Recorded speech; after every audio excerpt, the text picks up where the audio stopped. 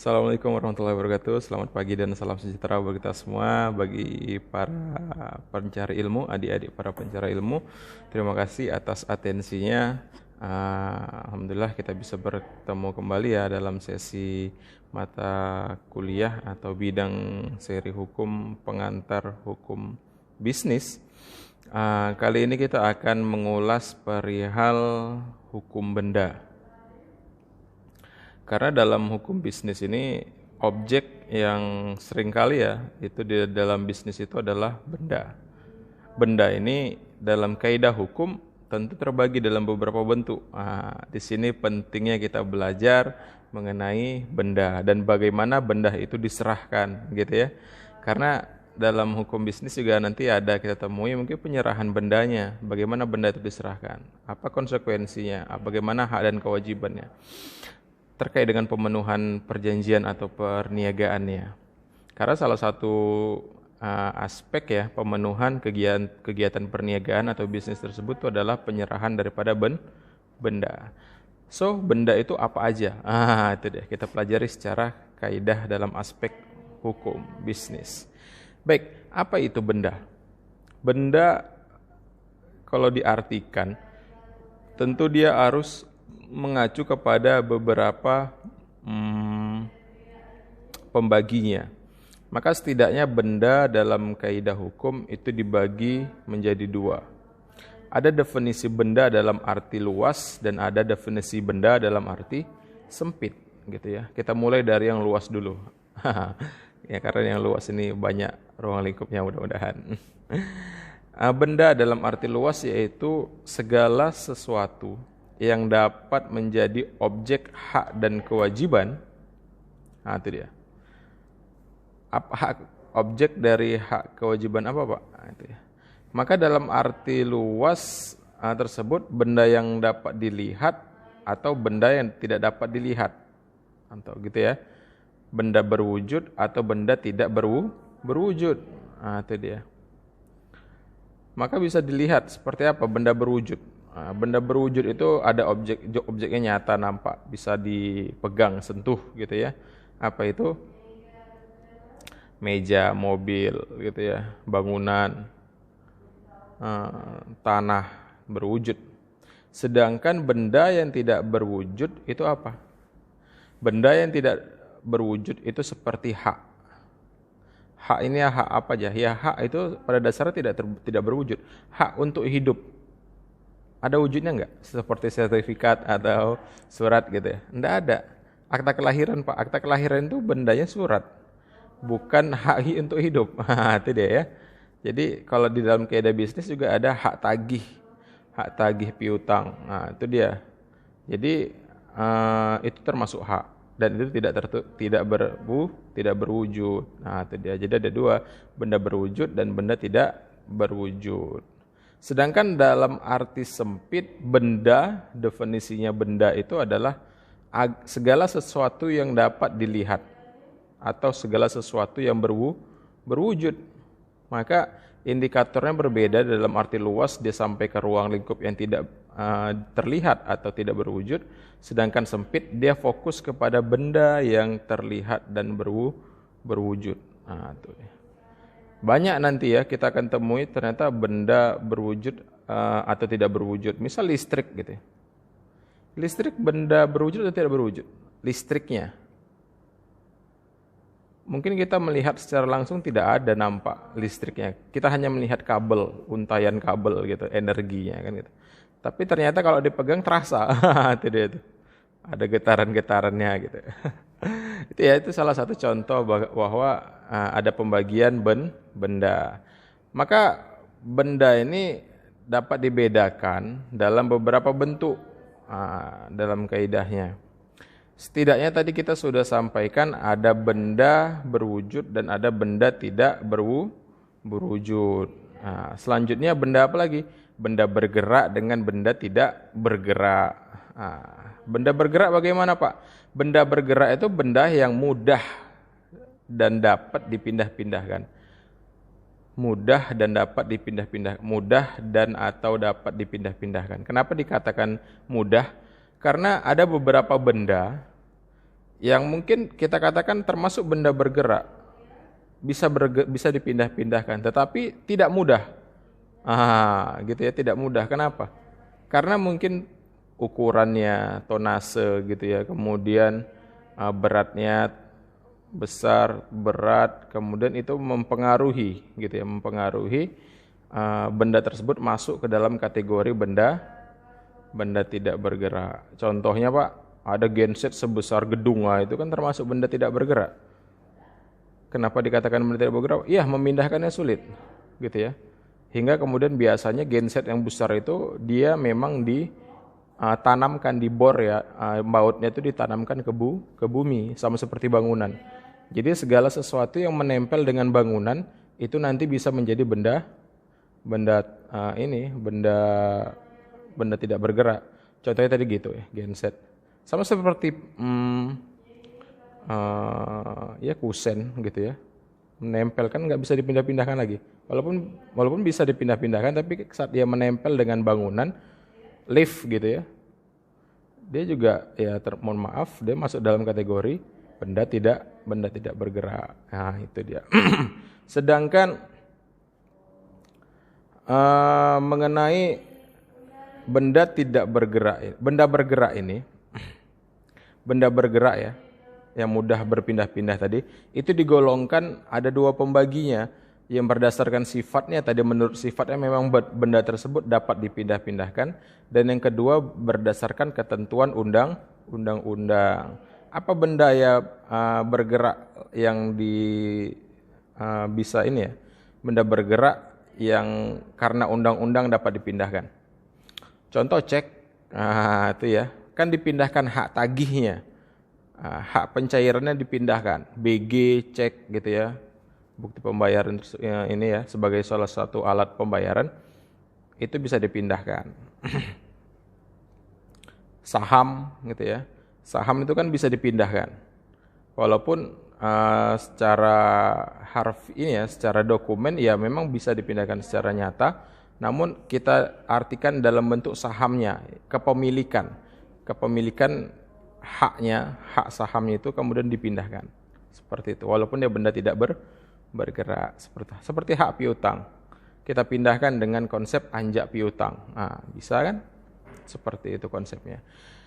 Lalu benda tidak bergerak, benda yang tidak bergerak ini definisi umumnya itu adalah benda yang bersifat tetap atau benda yang tidak dapat dipindah-pindahkan, namun masih dapat dibedakan menjadi beberapa faktor. Nanti ada beberapa pembedanya, gitu ya. Seperti yang saya sampaikan tadi, bahwa bendanya itu sulit untuk dipindah-pindahkan. Mungkin bisa, tapi sulit. Atau nanti kalau dipindahkan berakibat perubahan bentuk, seperti itu. Itu ya. Yang pertama atas sifatnya, sama seperti tadi, memang sifatnya sulit untuk dipindah-pindahkan. Yang kedua, ketentuan undang-undang. Meskipun benda tersebut menurut sifatnya dapat dipindahkan, menurut sifatnya tadi ya, tapi undang-undang menggolongkan sebagai benda yang tidak bergerak.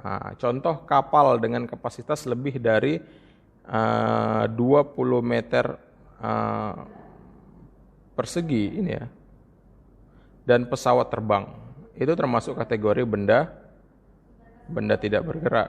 Walaupun pada esensialnya beliau bisa dipindah-pindahkan, tapi tidak mudah, dan berdasarkan undang-undang menguatkannya. Kemudian tujuan pemakaian, ini ya tipe yang ketiga. Tujuan pemakaian, meskipun sifat bendanya tersebut dapat dipindahkan, namun benda tersebut dapat berfungsi sesuai dengan tujuan pemakaiannya apabila ia diletakkan secara tetap di dalam atau di atas permukaan tanah atau lantai. Contohnya mesin, tadi saya katakan mesin genset, itu ya, atau mesin uji lab segala macam, itu menjadi satu kesatuan benda tidak bergerak di lab tersebut. Itu dia, bisa difahami ya. Apa gunanya pembedaan benda tersebut? Pembedaan benda tersebut tadi gunanya itu adalah untuk memahami, kita berdasarkan pembedaan yang tadi itu, kita dapat memahami bagaimana implikasi atau akibat hukum terhadap beberapa aspek yang berkaitan erat dengan benda tersebut. Contoh yang pertama itu adalah kepemilikan benda. kepemilikan benda atau istilahnya bezit. Bezit Z ya. Bezit. Maka pada benda bergerak biasanya kita bisa pahami siapa pemilik benda bergerak. Pemilik benda bergerak itu adalah suatu keadaan seseorang yang menguasai suatu benda yang seolah-olah kepunyaan sendiri, sekaligus oleh hukum dilindungi dengan tidak mempersoalkan hak milik atas benda tersebut sebenarnya pada siapa. Ini dia. Maka bezit itu suatu keadaan lahir gitu ya, ketika seseorang menguasai suatu benda seolah-olah kepunyaan sendiri. Maka pada benda yang bergerak, bezit ini dikenal gitu ya. Dan dikenal sebagai hak kepemilikan atau hak penguasaan terhadap benda, tanpa melihat benar nggak itu milik dia atau tidak. Tapi penguasaan, di mana penguasaan atas benda. Maka dalam konsep benda bergerak, sebagian mengatakan bahwa memang benda bergerak itu ya selama siapa dia berada maka itu miliknya. Dapat dianggap itu adalah miliknya. Contoh pena, makanya sering orang ambil pena kan gitu. Sudah dia pegang habis itu rasa miliknya gitu ya. Asal jangan ini aja lah ya, anak orang sudah dekat langsung rasa-rasa miliknya. Itu masih milik orang tuanya sebelum dinikahi gitu ya. Maka penting diketahui bezit tersebut. Sedangkan pada benda tidak bergerak tidak dikenal dengan adanya bezit. Benda tidak bergerak. Kenapa?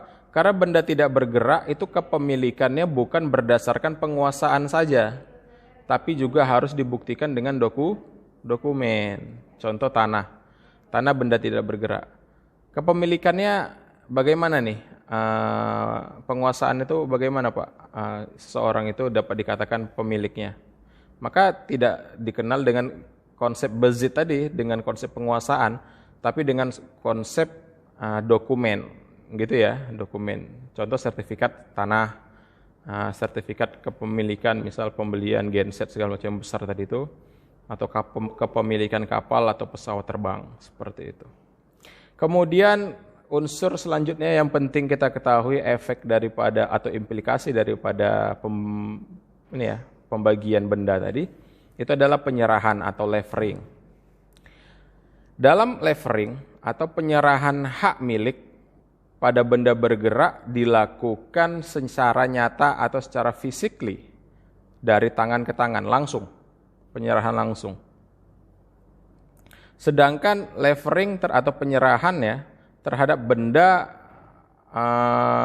tidak bergerak itu dilakukan secara balik nama, itu ya, secara dokumen. Karena tadi kita katakan bahwa benda tidak bergerak, kepemilikannya itu adalah berdasarkan dokumen. Sedangkan benda tidak bergerak, benda bergerak biasanya itu penguasaan kepemilikan. Contoh kita punya pena, kita punya meja, kan nggak kita buat buku kepemilikan meja, tidak gitu ya, tapi meja tersebut ya udah saat kita kuasai itu menjadi milik kita gitu ya, walaupun jangan semuanya merasa dimiliki gitu ya, yang nyata kalau itu yang milik kita. Maka pengakuan penting gitu ya, karakter jujur penting.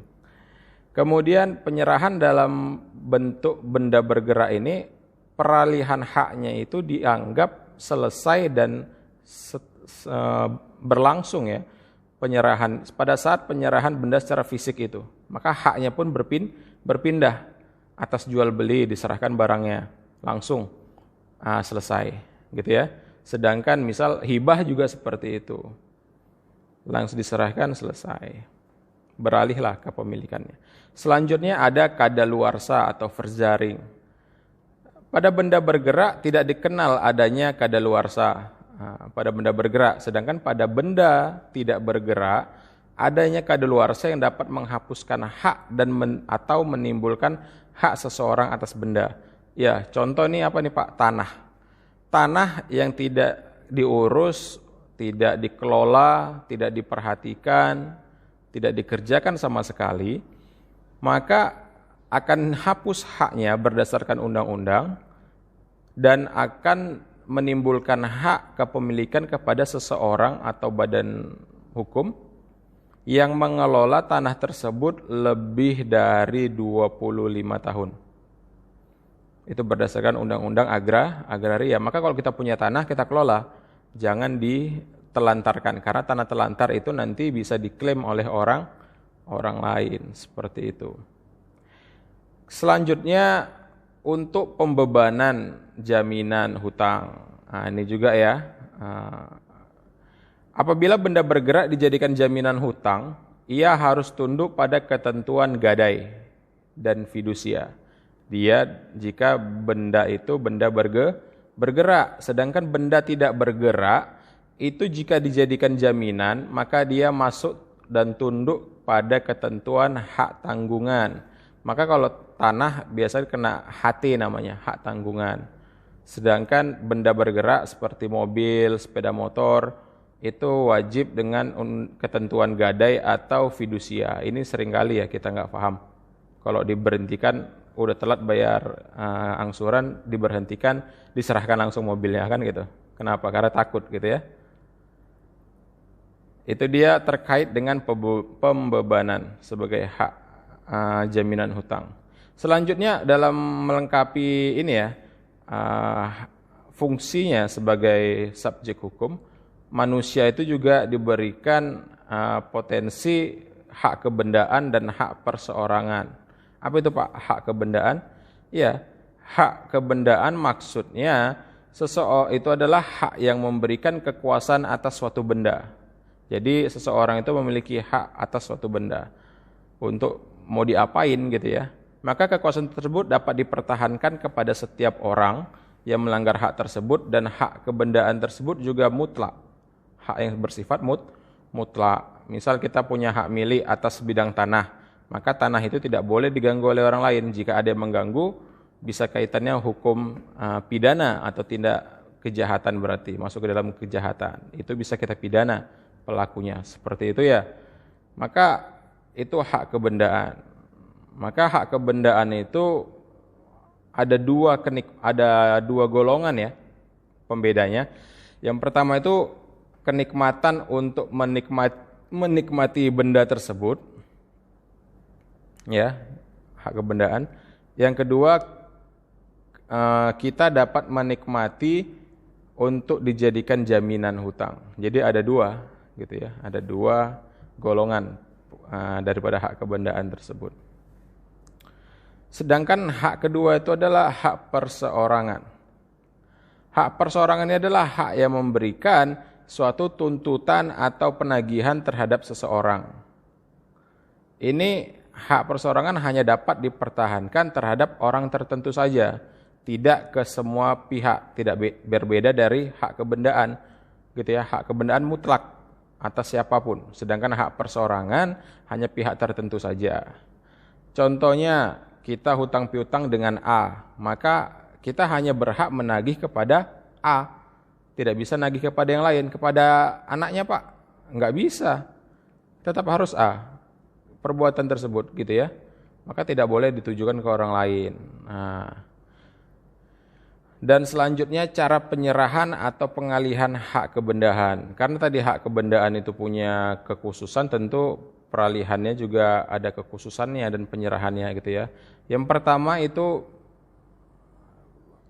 penyerahan Vastelig levering atau perbuatan yang berupa penyerahan kekuasaan atas suatu benda. Biasanya ini dilakukan secara real, pemindahannya gitu ya. Saat kemudian dipindahkan, ya udah berpindah sekaligus hak kebendaannya. Selanjutnya juridis levering atau perbuatan hukum yang bertujuan untuk memindahkan hak kebendaan kepada orang lain. Perbuatan ini biasanya penyerahan secara formal atau resmi, gitu ya. Maka tidak cukup dilakukan secara penyerahan yang tadi ya, secara nyata biasa saja gitu.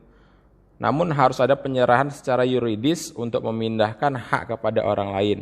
Contohnya, kalau kita jual beli ada balik nama, itu dia maksudnya juridis levering, penyerahan secara hukum atau yuridis. Dokumen hukumnya pun kemudian berpindah atau beralih. Selanjutnya cesi. Cesi ini adalah penyerahan piutang atas nama dan benda tidak berwujud lainnya dengan akta autentik atau akta di bawah tangan. Dengan demikian hak-hak atas benda tersebut dilimpahkan oleh pemilik lama kepada pemilik baru. Contohnya penyerahan saham atas nama, ya. Jadi jika ada hutang, misal hutang piutang, dia tidak sanggup lagi bayar, maka bisa nggak dengan peralihan saham untuk membayarnya? Bisa, dengan cara cesi, itu maksudnya. Dan saham itu termasuk dalam kategori benda tadi itu ya, benda. Oke, sampai sini bisa difahami ya, aku sebagai adik-adik. Alhamdulillah, jika ada mau ditanyakan silakan cantumkan di kolom komentar. Lebih dan kurang mohon maaf. Billahi taufik wal hidayah. Wassalamualaikum warahmatullahi wabarakatuh.